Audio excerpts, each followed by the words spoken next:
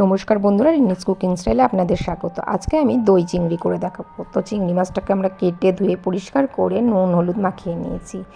এবার আমরা একটা বাটিতে নিয়েছি টক দই, টমেটো, কাঁচা লঙ্কা, আদা, ধনে, জিরে, হলুদ গুঁড়ো আর কাজু। এগুলোকে আমরা ভালো করে পেস্ট করে নেব।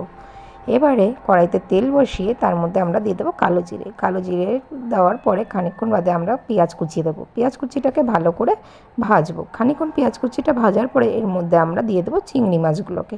চিংড়ি মাছ আর পেঁয়াজ কুচিটাকে ভালো করে ভেজে নেব। কিছুক্ষণ ভাজা হলে চিংড়ি মাছ আর পেঁয়াজটা এর মধ্যে আমরা দিয়ে দেবো পরিমাণ মতো নুনটা দিয়ে আবারও আমরা ভালো করে খানিকক্ষণ ভাজবো। ভাজা হয়ে গেলে আমরা এর মধ্যে বেটে রাখা মশলাগুলোকে দিয়ে দেবো।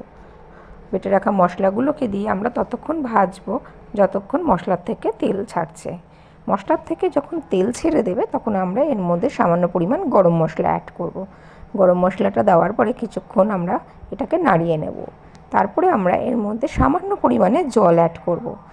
জলটা দেওয়ার পরে মিনিট 3-4 আমরা এটাকে গরম করে নেব। নিয়ে আমরা গ্যাসের আঁচ নিভিয়ে দিয়ে ভাতের সাথে পরিবেশন করব।